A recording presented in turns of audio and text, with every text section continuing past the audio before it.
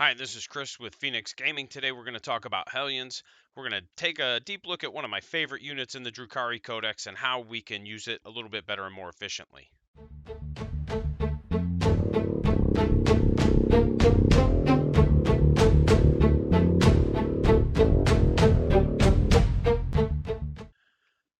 Again, big shout out to all the new subscribers. I appreciate you. Shout out to Proxy Hammer and Dank Lists Wargamings. I'm going to put links in the description, both of which are content creators that have been awesome and supportive as we continue to build and grow our community and the hobby. I'd like to also shout out Military Gaming Command. It's a nonprofit that I work alongside of or adjacent to, and they've been awesome in allowing me to be able to do fundraisers and stuff like that for them. So it's a nonprofit that's very near and dear to me as I am a veteran myself. So check out the website, see what they're all about. This weekend I'm going to an event that I didn't think I was going to be going to. I'm playing fill-in. There was a team event, and it's kind of a faction-based team, so everybody's got to share a faction keyword effectively. Everybody's going to share the Eldari keyword, so I'm going to bring my Drukhari, and it's one of those where the third player on their team had to drop, so I just get to play fill-in. Kind of cool. And look forward to a schedule of events this coming week. It's going to be awesome. Let's take a look at the Hellions data sheet real fast before we dig into everything. It's actually a pretty good one. As you can see, they're not exceptionally durable, but they move they're 17 points. They move 14 inches with a 3+ weapon skill and ballistic skill, strength of 3, toughness of 4, 2 wounds, 3 attacks, 4 for the sergeant, leadership 7, 8 for the sergeant, 5 up save with cover that pushes them to a 4 up. It's one of the few things in this army that actually has a save, but they're still not exceptionally durable. They are surprisingly resilient when compared to just like witches because of the fact that they have a 2 ups or 2 wounds instead of 1. But that's about the extent of it. We're not going to go through all the war gear. You can see it on the screen. There's no need to. Typically, I don't give them any of the upgrades. Now, I may consider a power sword because of the way I run Hellions.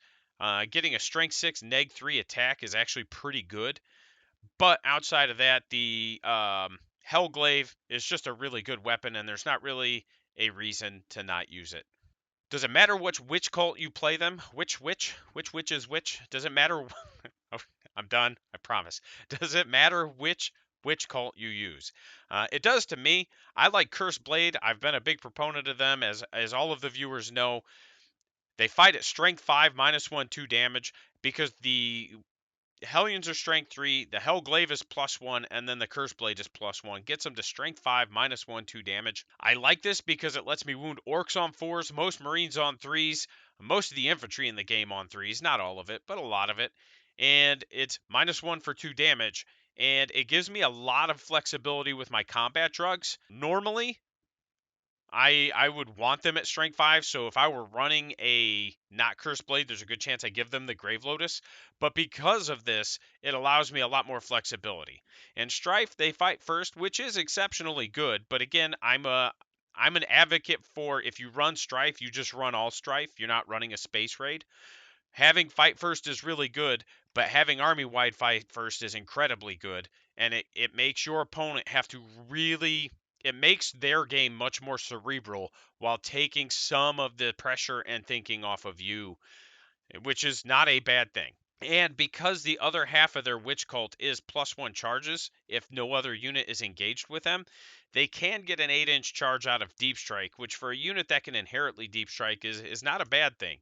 If you've got an 8-inch charge with a CP reroll, you're making that slightly more often than you're failing it, is how it really stacks up.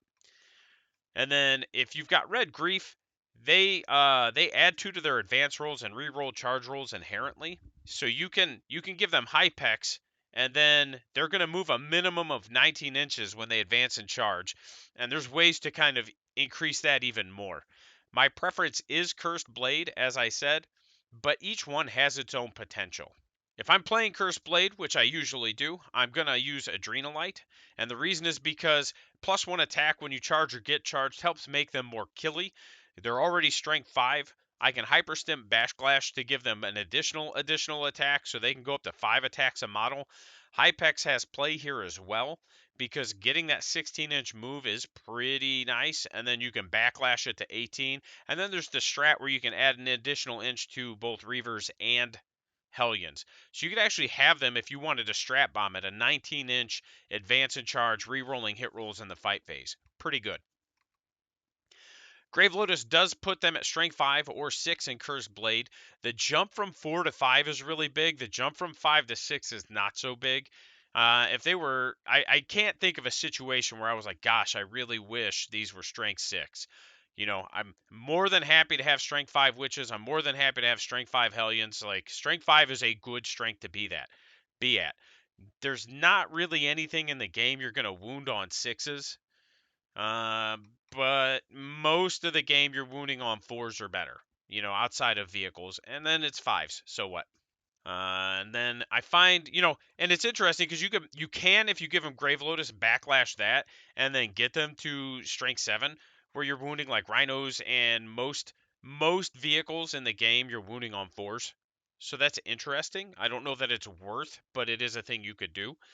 I do find Serpentin and Splintermine to be effectively useless on this unit, and that's why I don't ever do the 2 random drugs, simply because I don't want the.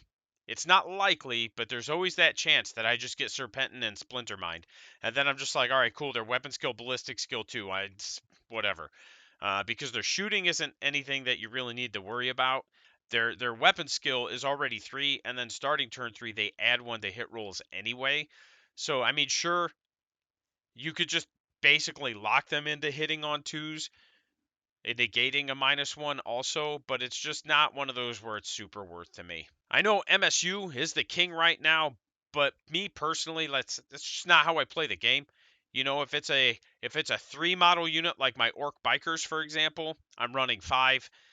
If it's a 5-man, there's a good chance I'm running 10. Like if I'm running Incubi or Hellions, I will run 5, but my preference is a big brick of 10. And there's a few reasons for that. One, this isn't an army where you can afford to not kill what you charge for the most part, because even guardsmen can punish you if you charge them and don't kill them for whatever reason, simply because you don't have an armor save. Like guardsmen have better armor saves than a lot of your troops. You could end up picking up models to guardsmen if you manage to not kill them all. So it's one of those where you need to make sure your army deals its damage as efficiently as possible. In addition to that, I like the strat efficiency of it. You know, if I'm going to hyperstim backlash and I do it on a 10 model unit, that 10 model unit is going to get whatever it's getting, you know. And that's kind of my personal preference with it. And, you know, with Kronos and Talos getting core back, you're going to see them on the table a little bit more again, which, you know, Kronos can actually revive Hellions. And again, because they're core, you're probably going to see them on the table a bit more again. And Kronos will give reroll wound rolls of 1 in a 6-inch aura if you take that upgrade. So to me, if you're not running mono witch cult and you're running a space raid, or even if you're running racks and witches, like the Kronos is just an auto include at that point. And it was for me anyway, even when they lost core. But the Kronos and the Talos are just like they need to be in every list. They die super quickly. You've got to keep that in mind. They are just T4. They have 2 wounds and they have a 5-up save. Most things are going to kill it because most things in this game have at least 1 pip of rend. So, you know, you're just going straight to your 6-up invuln in most situations. So the 5-up save is largely superfluous. If, you know, the way I play them and the way I think most people should play them is they should be held back. They should be your turn 3 or turn 4 kind of cleanup crew. You want to bait those initial charges, and then you want these models to counter charge. And that's how these ladies should be played, again, in my opinion. If they are going to be your initial hit, you know, if you've got to charge something first, you want to do it in a way where you can send the Hellions at either a unit that's going to score a lot of points for an army, like if you're playing against an orc player and they've got a unit of Gretchen that's on an objective and the other unit of Gretchen is nowhere near an objective, it might be worth it to send those Hellions into those Gretchen simply to prevent those good bits from going off every turn, because that's an incredibly easy secondary to score in some missions. The other thing is, you know, you either want to do that or you want to hit a unit that could effectively deal a lot of damage. So if we're looking at that, if you've got eradicators or crisis suits that are easily charged and you don't have to worry so much about Overwatch, those would be decent targets because even if you don't kill them, you can do enough damage to cripple them and prevent a lot of damage output coming your way. So there are some things to keep in mind. You have to really pick and choose your targets for this. This is not a unit like Rax, that you could just throw out there, and if they die, cool. If they don't, even better. This is a unit you want to try to keep alive and a unit you want to try to send into specific areas. If you are playing against somebody who has ignore line of sight, consider starting with them off the table. It depends on the range of the ignore line of sight. It depends on a lot of things. But if you know your opponent just has mortars, like the new guard mortars are just bonkers good, and they will be super efficient into your army. You're going to be picking up whole squads every turn. You don't want to have your trying to think. You don't want to have your Hellions in a position where they're getting targeted, right? So consider starting with them off the table. I'd rather fail a 9-inch deep strike charge and make sure I have the CP to re-roll it than to just like they die immediately and I don't ever get to use them. That's a rough spot to be in. We'll kind of look at a few examples on how you can use them. I'm going to show you on some Games Workshop layouts simply because while it's not how everybody plays, that's a format, a terrain format that most people have at least seen. And if they've seen it, even if they don't go to events, they've at least seen it, right? Most people have at least witnessed it on the internet, even if they haven't looked at it in person. And if you go to a tournament or any kind of event, there's a good chance you've at least played on it also. So this is the new shortboard layout. I was doing some markups here. If we're doing abandoned sanctuaries, right, which is kind of what this is not to scale, obviously. When you deploy, so with Drukhari, a lot of your games are actually going to be won and lost in the deployment because you need to make sure you maximize your mobility and you maximize your ability to countercharge. So if you deploy poorly, there's a good chance that you're putting yourself at a distinct disadvantage early on, and you might not even know it. So most of the time, I'm either putting my Hellions here or I'm going to put them here because the red ones, right, are obscuring and the blue ones are obscuring. The difference is that the red ones have windows and the blue ones don't. If I start with them here behind the blue footprint, my first turn, I'm just putting them here. You want to put them just about an inch inside the wall so that if for whatever reason your opponent has the ability to charge you, they actually can't make that charge because they can't fit their big fat bases on the other side of the wall, and then they can't get within an inch of you, right? That's good positioning. That's how that works. And I'll actually draw it out for you. So when you move up here, you want 1 inch about because you actually have the width of the wall that you can use as a little bit of a buffer. So that's actually where you want your Hellions, right there, in a row. And again, it's just so if somebody comes up and they can declare a charge, if they get here, they're not within an inch of you, and they can't fit their base inside the wall completely, so they can't actually complete the charge. So that's how you kind of prevent that. I'd put them here, leave them here, and really the reason I'd leave them here for at least a turn is because, and I might even just have one trailing back to hold this objective, but you have this big, big threat range.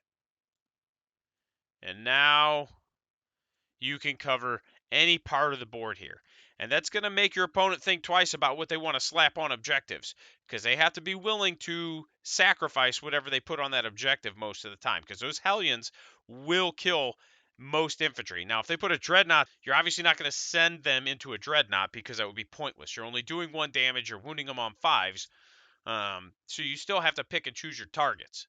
Now, if I put them over behind the red one, right, if I put them here, I'm going to want to advance them to try to get them back here or inside if I can, right? And again, this is going to be also dependent on what you're playing against. You can't just follow this blueprint every game. If you're playing a hypermobile army like yours, you probably don't want to move them up here because you're exposing yourself to getting charged or shot. But if you're playing against a slower army, say like a Votan, you're going to be fine kind of moving them up here because that Votan player is not going to be able to close that distance and get to you and shoot you. So it's one of those where you got to kind of pick your poison. If you're playing a slower army, I'd probably put them behind the red feature. If you're playing a faster army, I'd probably put them behind the blue feature. And that's kind of how I would approach it. And that's just a very generic way of saying it. Obviously, there's a lot more nuance to it. But if you've got them here, like even if turn 1 you get them here, and then turn 2 you can get them up here, well, you've got a nice fat threat range now. So if they've got, again, if you're playing like Guardsmen, or you're playing Orcs and they just have Gretchen, or if you're playing Tau and they just have Fire Warriors, or you're playing Marines and they just have Infiltrators, most armies aren't going to put anything expensive and incredibly durable on their back objectives. And Marines are a bad example because they don't even have to stay on the objective right now. But you get what I'm saying. Most armies that are leaving units on objectives aren't actually doing anything with the objectives, right? Like they're just trying to find something cheap that they can throw on an objective and then walk away. And it's not a bad way to do it. I understand why we do it. I do it. You know, when I play my orcs, my grots are there. If I'm playing Drukhari, I either have like a 5-man of Kabalites or like a 5-man of Vrax just chilling out there, holding an objective. But what that means is that I can actually come bounce, and then snatch that objective from you. You know, and that's where Hellions get really good. Now let's move on to another terrain format, and then we'll talk about what I mean by counter charges. So this is one you would see for like basically every mission that isn't abandoned sanctuaries or tide of conviction. And again, we're just kind of estimating it. A lot of them are set up like this. That's nowhere near even. That's close enough. We get what we're getting at. You know, obviously they're not even, they're not to scale. But if we assume this is like a 9-inch bubble no man's land, which would be like conversion, I would consider my Hellions maybe back here or up here. There's, again, going to be some nuance to it. What are you playing against? Where can you put them to keep them safe for as long as you can? If we put them here, you want to try to advance them to get them into this feature, right? You absolutely want that. If you start with them here, you don't even really need to move them much. Maybe shuffle them over right here. Let's clear this off. So maybe shuffle them over so they're like in this corner so that you can charge the middle a little bit better. And then you still have this threat also. And then you have this threat also. You know, what you don't want to do, right, is you don't want to do something stupid like put them down here. They're too far out of the way. So now you got to spend a turn moving, you know, at least one turn moving just to get them in the position that you could have just started them in anyway. So you want to either slap them right up here, like I said, like over here, so that you can advance them to try to get them in or behind that feature. And behind is just as good, because with that being an obscuring feature, your opponent can't see it until they can see them. So if you end up not getting there, that's not the end of the world, right? And they don't ever really have to leave. Once you get them in a good position, they can just chill out there. Now, obviously, there's going to be a few things that can dictate, like your secondaries and stuff like that. Because if you take behind enemy lines, you're going to, this is 18 inches from here to here, right? We know that. It's a 9-inch radius circle, so it's 18 inches. Well, these move 16, they can get to about here. And then they can advance, so they could potentially get here. And then they could have a pretty easy charge there. So they have potential to get behind enemy lines once they hit advance and charge. So like I said, they're just chilling for 2 turns. They don't have to interact with the game every turn in order for you to get your points out of them. They're better off being used smartly to score you points. So now that we've kind of talked about how we can use them to bound up, and honestly, again, depending on who you're playing against, it may be worth to bounce them right here and don't touch that footprint, because again, that's obscuring. So if you're playing a slower army and they have to come around or they have to come up here, they still can't see you. Now, there's some armies you just don't want to do that to. Another Drukhari army, certain orc builds you don't want to do that to because there's some pretty mobile and deceptively mobile orc builds. And you don't want to do that to an army like Craft Worlds or Tau, who also have a lot more mobility than you realize. So if you're playing a slower army like a Votan or some Marine builds or something like that, you're going to be fine doing this. But if you're playing a mobile army, you just keep them back here for now. And you might sit with them back there till turn 3 or 4, and that's okay. Because them being there is having a greater effect on the game than them being dead. Because again, your opponent's going to have to account for them. They deal damage. So just having them on the table and being able to threaten different things makes a difference. So now what I mean by counter charges, right? If you can't strike first or if you don't strike first, it's not the end of the world. I know a lot of Craft Worlds players and a lot of Elf players are like, oh, we got to hit hard, hit first. And you actually don't. So what you might do, right, is you might take some racks right here. That looks like a W. And then you might advance them and then again just line them up so they're on this objective. And you might not even have to advance them, to be fair, because racks move, I think, 7 inches. So you could probably get pretty close to that objective. The only reason you might advance them is to just make sure you can get all of them behind the obscuring rather than being in this little gap right here where they can get shot. Now, you control 2 objectives. If you've got a Raider or a Venom, you can definitely grab this objective. So turn 1, you can move some racks up. You can move like a Venom out here to grab this one, and that's fine. You now control 3 objectives. Now, your opponent has to make a decision because your racks are OBSEC.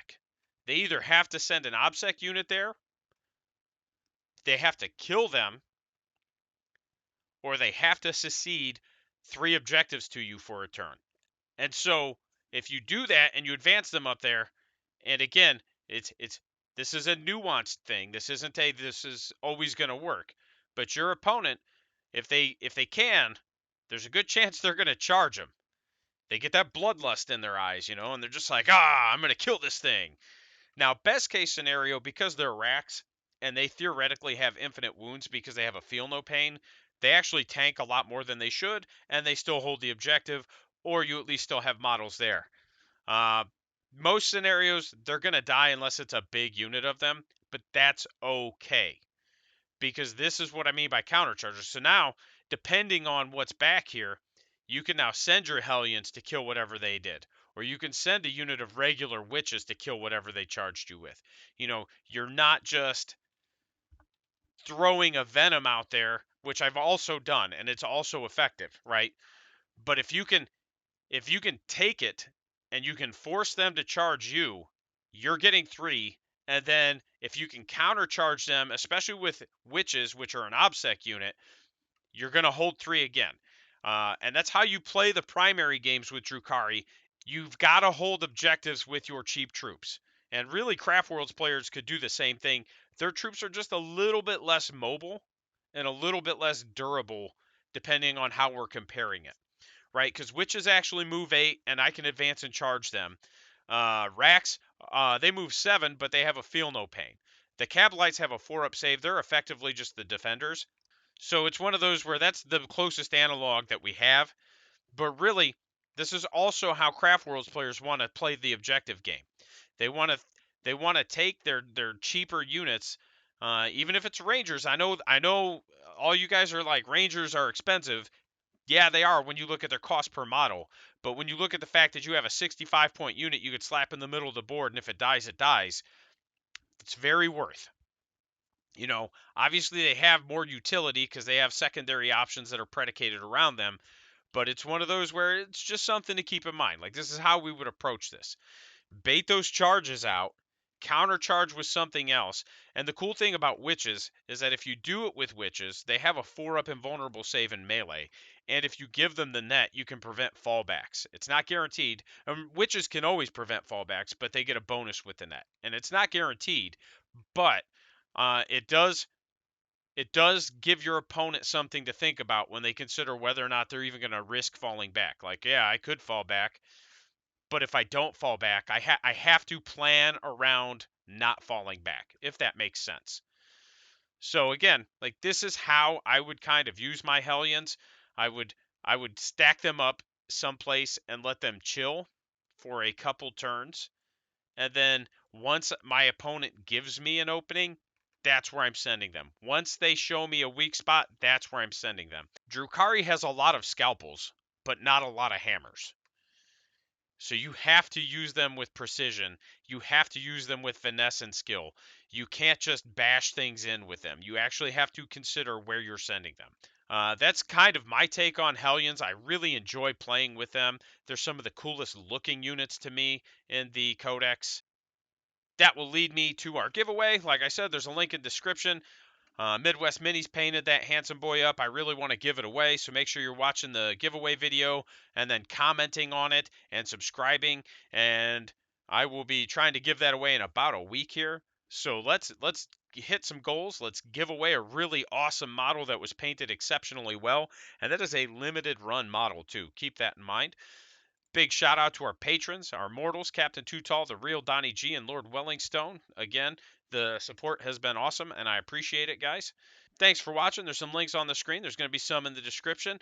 I will be doing a list that will cover my list for the fill-in I'm doing this weekend, and then I will be taking pretty much all of May off because we're doing a family vacation. We're going to have some fun family time, and I'm looking forward to that.